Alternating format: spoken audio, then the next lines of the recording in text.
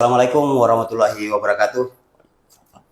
Ya, kali ini podcast Media Suara Palu kedatangan tamu dari kabupaten sebelah, Kabupaten Donggala, Andi Hendrawan Petalolo. Iya, Bagaimana kabar, Bung Andi Hendrawan? ya alhamdulillah baik.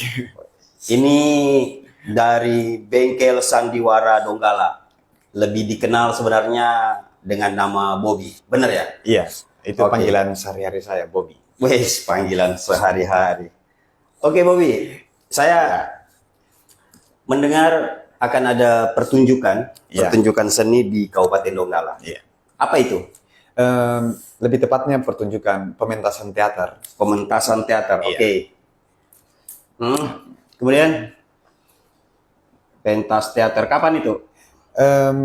Direncanakan akan dipentaskan tanggal 27 Maret 2024. 27 Maret, berarti kurang lebih 10 hari dari hari Iya. ini ya. Kurang dari 2 minggu lagi. Itu naskah apa yang diangkat? Naskah dari judulnya Ayahku Pulang. Oh, Iya, judulnya Ayahku Pulang. Ayahku Pulang. Wow, keren ini. Ini kayaknya Iya. naskahnya ini sangat emosional ini. Iya, Ayahku Pulang. Ayahku Pulang karya Usmar Ismail. Kenapa memilih naskah itu untuk dipentas? Kalau secara dengan alasan, banyak alasan sebenarnya, Kak. Oke. Ya. Di samping dari alasan kalau memang naskah itu sangat cocok, sangat pantas untuk dipentaskan di bulan Ramadan. Oh, Iya. Dan alasan lain memang ketika saya pernah membaca naskah itu sebelumnya, kira-kira 4-5 tahun yang lalu. oke. Saya pernah baca. Saya sudah membayangkan kalau itu akan saya pentaskan di Donggala. 4-5 tahun lalu itu sudah membayangkan. Iya, saya sudah bayangkan kalau naskah ini sangat cocok untuk dipentaskan di Donggala di bulan puasa, dan memang baru ketemu di tahun ini. Nah, kenapa Anda dua punya alasan yang kuat Iya. bahwa cocoknya itu di bulan Ramadan? Kenapa di bulan? Alasan utamanya, ketika saya selesai membaca naskah Ayahku Pulang ini, Oke. ternyata naskah Ayahku Pulang itu bukan hanya sekedar naskah, tapi memang di situ adalah perenungan bagaimana kembali saling memaafkan. Ada nilai-nilai itu di dalam. Apalagi kalau secara dalam konteks naskahnya memang di naskah itu sudah latarnya adalah malam Lebaran. Oh. Iya, dalam naskah sudah tergambar itu. Makanya naskah Ayahku Pulang bukan hanya lagi sekedar naskah, tapi memang perenungan bagaimana. Karena sebenarnya kompleks di dalam ceritanya. Di dalam ceritanya ya tentang ayahnya yang pulang, sudah sekian lama pulang di malam hari raya, dan di malam hari raya juga dia pergi lalu dan datang lagi, yaitu konflik-konflik di dalam itu yang menjadi emosional. Oke. Ya seperti merefleksi kembali bagaimanapun besar kesalahannya kita, apa yang pun buruk kita lakukan, pintu maaf itu tetap ada, dan memang naskah itu sangat cocok untuk di bulan Ramadan. Wow. Jadi secara pengertian sebenarnya Iya. memang kata pulang ini ayahnya berangkat di malam Lebaran satu waktu, Iya. di waktu yang lain ayahnya juga pulang tepat di malam Lebaran. Iya, Dan dianalogikan bahwa betapapun besarnya kesalahan kita akan kembali ke misalnya dalam rumah Iya, yang dalam rumah. kita punya Iya. itu. Oke. Kemudian kenapa kok ada kata ini sangat pantas di Donggala ini? Apa yang membuatnya lebih pantas? kalau soal pantasnya ada beberapa alasan juga jadinya. Di luar dari, menurut saya naskah ini sangat luar biasa menurut saya, karena begitu sederhana, ramping, simple, satu alur, satu babak saja dari dibuka pengantar, ya pada poin-poinnya langsung on target. Jadi gampang ditangkap, tidak kayak biasanya kita pentaskan teater yang penuh simbol, penuh apa. Penonton dipaksa untuk memikirkan sesuatu. Iya, penonton sudah langsung terbawa. Jadi naskahnya sangat sederhana tapi sangat berbobot. Itu menurut saya salah satu kelebihan naskah Ayahku Pulang ini karya Usmar Ismail. Di samping itu juga ini soal pribadi juga dengan teman-teman di soal Bengkel Sandiwara Donggala. Oke. Bagaimana membuat aktif soal kesenian di Donggala. berbuat itu. Jadi antar kecocokan itu ya dengan yang saya bilang pertama, bagaimana ini saya pentaskan. Akhirnya ketika saya mau memulai, otomatis apa yang sudah saya persiapkan dari awal itu yang saya lakukan pertama kali. Itu sudah ya tersusun lah. Tiba-tiba ini juga atas kemauan banyak adik-adik saya di Donggala. Bikin pentas kita kan, bikin pentas. Oke. Ya kepikiran saya yang pertama, oh ini naskah yang ya sudah saya tahu lah. Sudah saya tahu isinya, tinggal kita masukin di garapan. Oke, kita mulai naskah ini saja. Jadi langsung jalan. Walaupun bisa dibilang sangat singkat prosesnya. Proses waktunya. Iya. Jadi Bobby siapa yang tertulis di flyer ini yang disebarin? Bobby Petalolo. Bobby Petalolo. Bobby Petalolo sebagai apa di situ? Saya Sutradara. iya sekaligus aktornya. Sutradara sekaligus aktor. Iya. Wow. Luar biasa ini orang Palu bilang ini tidak nangoa.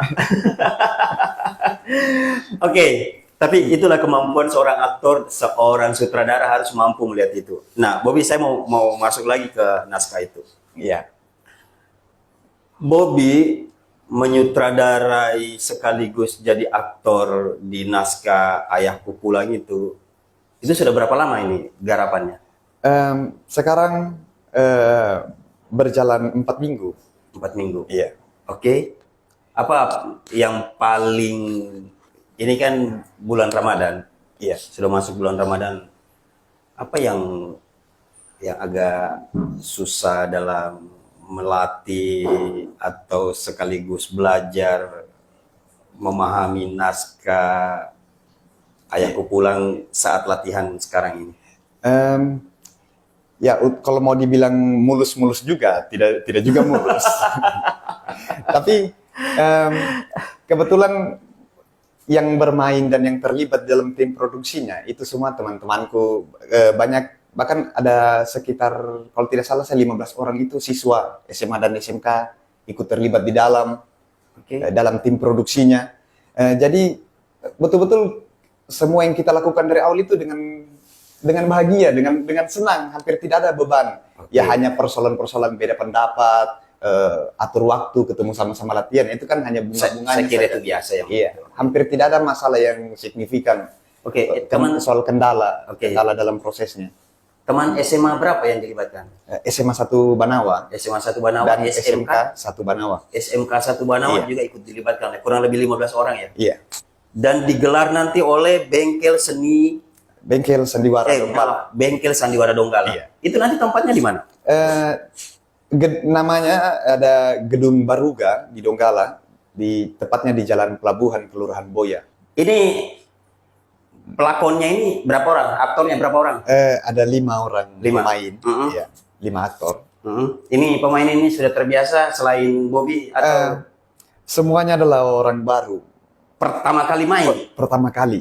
Wow. Pertama kali dan hampir 2 minggu dibujuk untuk mau. Hampir 2 minggu dibujuk untuk bisa. Ya kira-kira lama, boros, baku yakinkan. Waktu itu di awal itu baku yakinkan kalau bisa main. Tapi progres mereka sampai hari ini, menurut sutradaranya gimana? Menurut sutradaranya.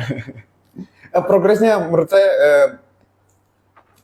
ya normal saja, hanya persoalan keraguan mereka di awal kan tidak bisa, sampai akhirnya mereka sendiri yang paling semangat, malahan jadi saya yang jadi lebih biasa kalau datang latihan lambat datang, mereka yang lebih semangat setelah ya itu juga untuk membuktikan dengan teman-teman di Donggala yang lain kalau memang berproses. Kan begini, saya sedikit mengalami ada kendala-kendala di masyarakat juga soal mengajak halal, mengajak untuk sama-sama lewat kesenian. Untuk menonton saja itu agak-agak sulit sebenarnya, Kak. Dan ini realita ya? Iya. Setelah saya alami ini, mereka jadi antusias sekali. Oh, iya. Sekarang ada perubahan. Iya, besar sekali perubahan. Bayangkan tiket kemarin kan, pementasan ini pakai tiket. Pakai tiket. Sebenarnya kami berlakukan tiket itu untuk batasan jumlah penonton. Karena gedungnya tidak begitu besar. Oke. Hanya kapasitas 200 kursi, makanya dibatasi dengan tiket. Itu juga harga tiketnya apresiasi. Tiket apresiasi. Tiket apresiasi ini bahasa awamnya ini seikhlasnya begitu. Iya, seikhlasnya. Oke. Tidak juga gratis. Setidaknya biaya produksi kembali pokok lah. Jadi Oke. hari Senin kemarin, Senin tanggal, maaf saya lupa tanggalnya, itu pertama penyebaran tiket, penjualan 200 tiket. Di hari Minggu sebelum penjualan, sudah laku lebih dari 100 tiket. Berarti sisa setengah tempat ini Iya, sisa yang masih setengah. kosong. Iya, sekarang ini kira-kira Oke. 30-an tiket lagi yang belum laku. Luar biasa apresiasi masyarakat Donggala sekarang Iya. soal kesenian. Karena setahu saya, ini secara umum, Iya. orang kalau diajak berkesenian, sangat susah. Apalagi mau menonton soal kesenian. Iya. Sangat susah. Setelah 3 tahun saya menggerakkan ini di Donggala, yang ada peran penting yang ternyata saya lewatkan. Apa itu? Dan 2 tahun terakhir ini itu yang saya masukkan, keterlibatan masyarakat. Apapun yang kita lakukan, semua dalam poros keterlibatan masyarakat. Oh, Gitu. oke. Itu yang saya sudah 3 tahun di Donggala jalan seperti ini. Tahun pertama saya agak kesulitan. Kenapa susah sekali ajak orang? Kayak rasa bukan capek hati, tapi capek tenaga, kayak mbak ini lagi, mbak ini. Saya ingat saya pernah di Anjungan Donggala.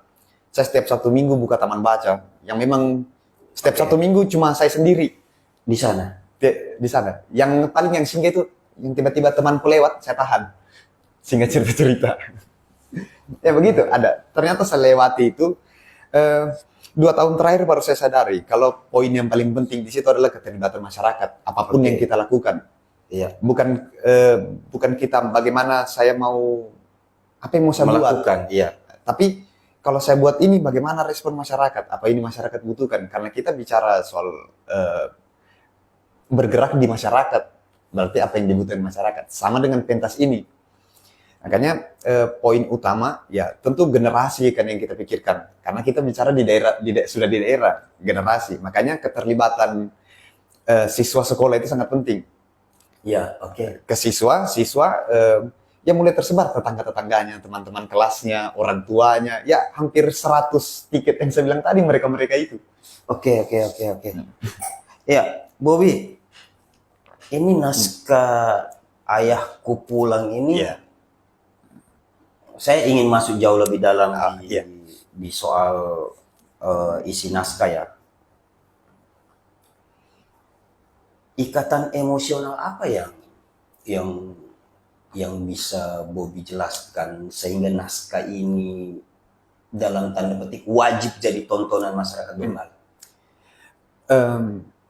Karena secara dasarnya kita semua punya ayah. Sebenarnya naskah ini adalah kalau istilahnya anak-anak sekarang, istilah kerennya sad ending, berakhir dengan sedih, dengan cerita bagaimana seorang ayah yang pergi 20 tahun yang lalu, bahkan ada sosok ibu, ada sosok aktor ibu di dalam. Ibu bilang, ayahmu pergi 20 tahun yang lalu pada malam hari raya seperti ini, dengarlah suara beduk itu bersaut-sautan. Dia pergi tanpa meninggalkan sepatah kata pun. Begitu bahasa ibu. Setelah malam lebaran 20 tahun kemudian, sosok ayah ini pulang. Pulang dalam keadaan sudah tua, hanya seorang pengemis, dan berharap diterima di rumah itu. Dengan situasi rumah, ada sosok Gunarto sebagai anak pertama. Gunarto anak pertama, waktu ayahnya pergi dia berumur 8 tahun. Terus ada adiknya namanya Maimun, ada lagi satu adiknya namanya Mintarsi, cewek. Mintarsi ini ditinggal pada saat ibunya sedang hamil. Jadi ketika 20 tahun kemudian, ayah pulang pada malam lebaran yang sama, 20 tahun kemudian. Ibu sangat terkejut dan sangat senang. Kedua adiknya Gunarto ini dengan kebingungan, kebahagiaan. Karena mereka tidak mengenal ayahnya, tapi tiba-tiba ayahnya pulang. Tapi bagaimanapun ini ayahnya. dengan suasana itu. Tapi Gunarto dengan penuh penolakan dan kemarahan, dia tidak bisa terima ayahnya pulang. Jadi konflik batinnya di situ. Bagaimana seorang ayah yang, bahkan ayah bilang, sebenarnya saya malu datang ke rumah ini, ke rumah yang dulu pernah saya tinggalkan. Ayahnya sempat bilang begitu di naskah itu. Iya. Saya sendiri malu untuk datang ke rumah ini. Karena dia tambahkan ayahnya, si ayah bilang, ya saya sebenarnya malu sekali untuk masuk ke rumah ini, rumah yang pernah dulu saya tinggalkan. Tapi di hari masa tuaku, istriku, anak-anakku tergambar kembali di ruang mataku, seperti mengharapkan kasihku. Oh, dalam sekali. Seperti kalau saya membacanya, ini seperti penebusan dosanya lagi untuk datang. Ayah itu seolah-olah dia tahu, dia lebih yakin dia tidak akan diterima di rumah itu. Tapi untuk daripada menyesal, lebih dia datang. Kayak gitu, dia harus tetap datang apapun yang terjadi. Dia harus datang karena untuk menebus dosanya. Ya tentu dengan harapan besar diterima, tapi saya membaca psikologis ayah, dia lebih condong kalau dia sudah tahu dia tidak akan diterima. Tapi dia harus pulang. Dia harus pulang untuk memenuhi apa yang dia pikirkan. Batinnya juga harus mengatakan, saya tetap harus pulang. Meskipun pergumulan pikirannya itu mengatakan juga, saya tidak akan diterima di sana. Iya. Wow. Ini luar biasa bagi orang yang betul-betul datang menonton, datang melihat, mengapresiasi, duduk tenang, melihat psikologisnya sang ayah yang benturan antara pulang dengan tidak, tapi dia harus pulang. Aduh, luar biasa. Oke, Bobby. Nah, ini kan di Donggala itu menurut pemahaman saya itu kota kesenian juga. Karena beberapa seniman lahir itu dari Donggala. Ya, salah satunya podcast media Suara Palu itu ayahanda Bobby Petalolo ini adalah satu di antara pelukis terkenal di Indonesia. Nama ayahanda? Nama bapak saya? Ya. Nama bapak saya Andi Sulteng Petalolo. Lebih dikenal di dunia senimannya siapa? Kalau itu paman saya. Paman. Kakaknya papa itu. Itu. Iya. Oke, maaf. Jadi paman ya. Yang siapa nama? Tanwir Petalolo. Nama Tanwir Petalolo. Nah, itu Tanwir Petalolo itu salah satu pelukis ya. Iya. Salah satu pelukis ternama. Perupa Sulawesi Tengah. Dan sempat menolak menjadi ASN ya. Iya. Seorang seniman yang menolak untuk menjadi ASN. Betul itu ceritanya? Iya. Saya dengar di rumah saja itu. Seperti itu. Oke. Nah, ayahku pulang itu saya selalu mau memahami ketika mau mengundang Bobby ke sini itu dalam arti di luar kata pulang sebenarnya, tapi dia pulang panggilan Sang Ilahi. Ternyata bukan ya. Akan berakhir ke sana kalau secara keutuhan cerita naskah. Oh. Iya. Akan berakhir secara utuhnya naskah, akan berakhir seperti itu. Ini jadi spoiler ini. Tidak apa-apa. Supaya nanti kan bagaimanapun pemahamannya kita di podcast itu tidak sekeren begitu kalau kita menonton langsung, karena di depan kita itu disajikan visualnya yang bisa membuat kita cerita di podcast ini bisa jauh lebih dalam. Sebenarnya cerita Ayahku Pulang itu berakhir dengan ada penolakan di dalam situ dari tokoh Gunarto, si anak pertama, yang dia tidak terima kalau ayahnya pulang. Dialah yang usir ayahnya untuk pergi. Setelah ayahnya datang, dia usir kembali. Gunarto ini mengusir ayahnya. Dengan konflik batin yang begitu besar. Dia rindu ayahnya, dia dia juga berharap kasih sayang ayahnya, karena dari awal naskah itu dia selalu mengangkat konteks ayah. Em, ada di naskah itu, dalam kutipan naskah itu, dialog Gunarto, dia mengatakan, em, dia beritahu, dia nasihati adiknya, kau memang harus mengumpulkan ilmu yang sebanyak-banyaknya agar kau bisa jadi orang yang berguna di masyarakat nanti. Jangan seperti aku ini, hanya lulusan sekolah dasar. Aku tidak bisa merasakan atau bersekolah lebih tinggi lagi karena aku tidak punya ayah. Dalam dialog yang sederhana itu ada kerinduan ayah, ada kan seperti membandingkan dalam dialog itu bagaimana kondisinya dengan adiknya. Ya, jangan seperti saya ini karena saya tidak punya ayah. Padahal kalau menurut saya tidak punya ayah itu bukan kondisi hidup. Kayak itu misalnya saya lumpuh, saya tidak bisa. Tapi ini ada dengan tidak adanya, tidak ada usaha di dalam, tapi dia dengan sepasrah itu. Dan sebelum itu, waktu ada dalam konteks lain, kedatangan Maimun pulang dari kerja, dalam adegan, Maimun mengatakan kalau dia dengar gosip di pasar, kalau ada orang ketemu ayah di pasar. Iya. Jadi Gunarto tidak respon saja, tapi dia beritahu sama Gunarto. Gunarto bilang tidak mungkin dia ada di sini. Ya, tapi coba dirayu. Tiba-tiba ibu potong pembicaraan. Ibu kira juga dia sudah meninggal dunia atau keluar negeri. Jadi rumah ini pasrah. Dan tiba-tiba pas keluar ibu pergi ke dapur, Gunarto yang coba tanya, Maimun, nama di situ Pak Tirto. Pak Tirto bertemu orang itu tua itu kapan? Kemarin. Jadi dia ada di adegan, dibuat adegan itu. Ternyata Gunarto juga itu. Cuma memang emosionalnya Gunarto pada saat ayahnya datang, dia tidak bisa langsung terima saja. Luar biasa. Karena terbalik situasi di akhir cerita itu, semua kompleks penyesalan Gunarto. Karena dia usir kembali ayahnya. Penyesalannya di situ. Iya. Oke. Podcast Media Suara Palu ini layak untuk ditonton ini. Ini keren ini. Layak untuk ditonton. Oke, Bobby, kita ada di sesi terakhir ya. Iya. Sesi terakhir, kira-kira apa yang mau disampaikan soal konteks kesenian khususnya di Donggala? Menurut saya kalau untuk di Donggala, kalau kita bicara dalam konteks Donggala, kota Donggala tidak perlu lagi membicarakan soal kesenian. Karena sejarahnya lekat sekali dengan kesenian.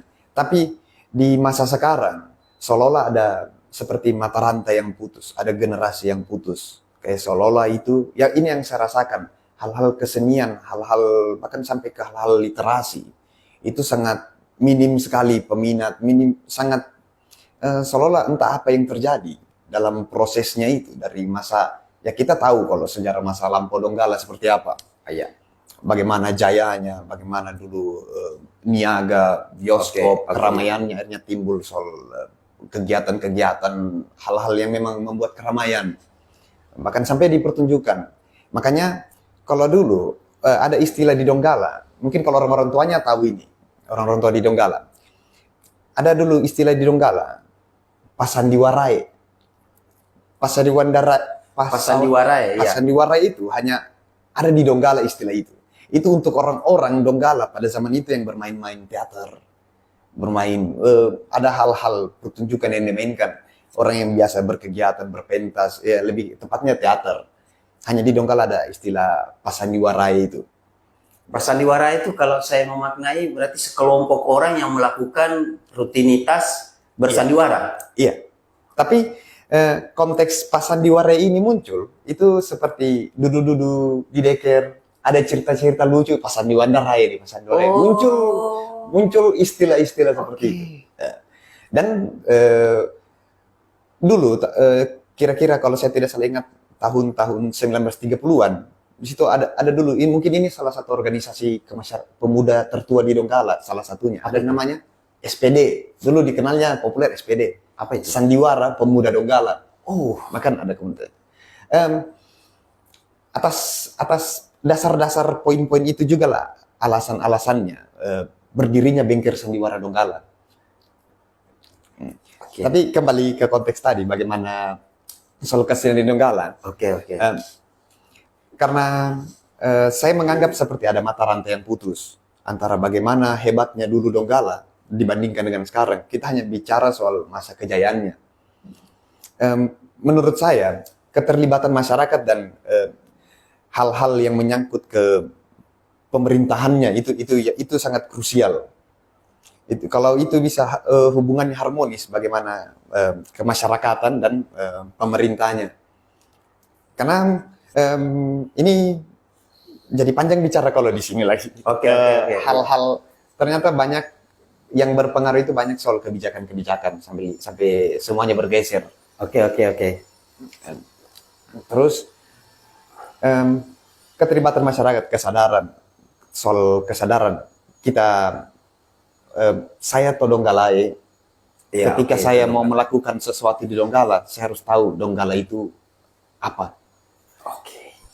Saya dalam konteks itu supaya kita punya tujuan masing-masing, kita punya isi kepala yang berbeda-beda. Kalau semuanya akan berpikiran saya orang Donggala, saya atau Donggalae, saya harus tahu Donggala itu apa. Saya rasa itu akan lebih berwarna karena saya menemukan apa yang mau saya lakukan di Donggala dari situ. Dan banyak orang-orang kan, saya mau bikin ini, tapi maunya. Oke, saya kembali ke Pak Sandiwara itu. Jadi tidak selama itu ada lagi kegiatan semacam teater. Berarti ketika mereka duduk di Deuker itu, kemudian bincang-bincang, ada lagi yang lewat, itu Pak Sandiwara ya, seperti itu ya. Iya. Nah, saya juga pernah, mungkin kalau saya sinkronkan dengan buku yang pernah saya baca itu, dramaturgi itu Richard Boleslavsky di situ berkata kalau ada pemain dan ada penonton, jadi orang yang tadi bercerita di Deket, kemudian ada orang yang lewat tadi itu Pak Sandiwara, itulah yang disebut teater menurut Richard Boleslavsky. Terima kasih Bobby sudah datang di podcast Media Suara Palu. Jadi sahabat podcast Media Suara Palu, jangan lupa tanggal 27 Maret, ya, di Kelurahan Boya, Jalan Pelabuhan Donggala. Akan tampil, akan pentas naskah Ayahku Pulang karya Usman Ismail, produksi Bengkel Sandiwara Donggala 2024. Woi, kita aplaus dulu itu. Iya, kalau tidak ada halangan saya akan hadir di sana untuk menonton. Yes. Oke, terima kasih. Nah, di sesi terakhir podcast Media Suara Palu juga selalu ada slogan bahwa kalau mau bersuara, itu salah satu tempatnya itu Bobby di podcast. Tapi kalau suara Bobby mau didengar, podcast Media Suara Palu adalah tempatnya. Assalamualaikum warahmatullahi wabarakatuh. Waalaikumsalam warahmatullahi wabarakatuh. Oke.